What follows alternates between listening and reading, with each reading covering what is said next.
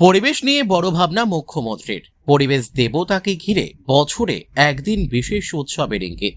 দিন প্রতিদিন বাড়তে থাকা দূষণ নিয়ে যখন উদ্বিগ্ন পরিবেশবিদ থেকে সাধারণ মানুষ, ঠিক তখনই পরিবেশ রক্ষায় একটি নতুন উদ্যোগের প্রস্তাব সামনে এলো।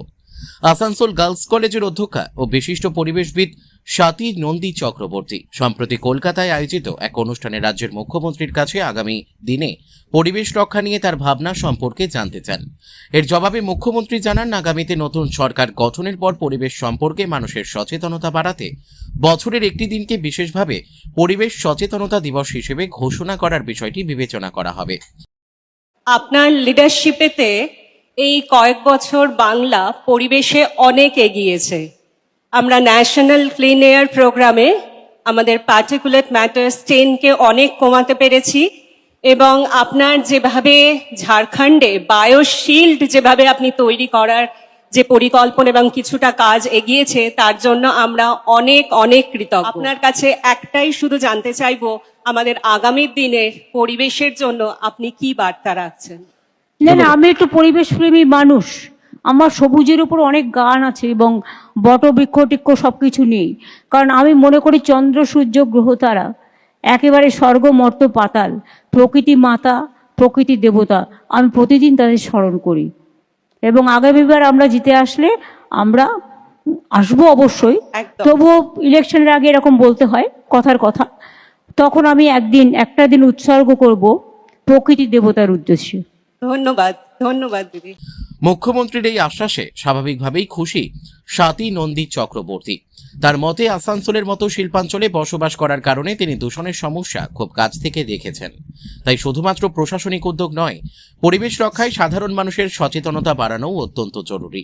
সরকারি উদ্যোগে যদি বছরের একটি দিনকে পরিবেশ সচেতনতার জন্য বিশেষ মর্যাদা দেওয়া হয়, তাহলে তা ভবিষ্যতে রাজ্যের পরিবেশ রক্ষায় অঙ্গীকারকে আরো শক্তিশালী করবে বলেই মনে করছেন তিনি।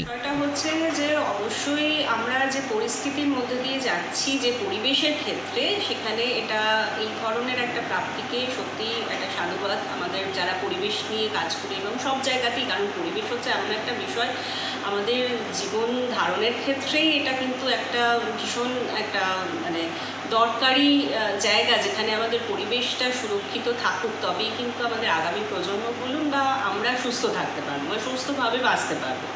সুতরাং সকলের ক্ষেত্রেই এটা একটা প্রয়োজনীয়। আর যখন আসানসোল বা দুর্গাপুর থেকে আমি বলছি, তখন কিন্তু এই আসানসোল বা দুর্গাপুরে আমরা জানি যে বিভিন্ন জায়গার থেকেও পলিউশনস কিন্তু আমাদের অনেকটা মাত্রাই সারা বছরই একটা বর্ধিত মানে থাকে, এবং সেখানেতে যদি যে কোনো জায়গাতে আমাদের যে পরিবেশের কাজটা কিন্তু অনেকটাই আমাদের ডিপেন্ড করে যে কতটা আমরা সচেতন।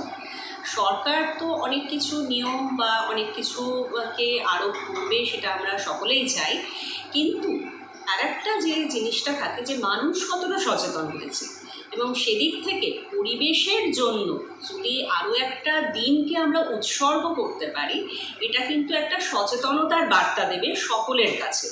এবং এই যে আমাদের সিএম ম্যাডাম, আমাদের মুখ্যমন্ত্রী, উনি যেভাবে আমার প্রশ্নোত্তরেতে উনি যেভাবে একটি দিন ঘোষণা করেছেন, সেটা সকলে আমরা খুব খুশি। আমরা যারা এই পরিবেশকে ভালোবাসি, আমরা যারা পরিবেশের সাথে আছি, প্রত্যেকটা মানুষ কিন্তু চায় যে পরিবেশ ভালো থাকুক।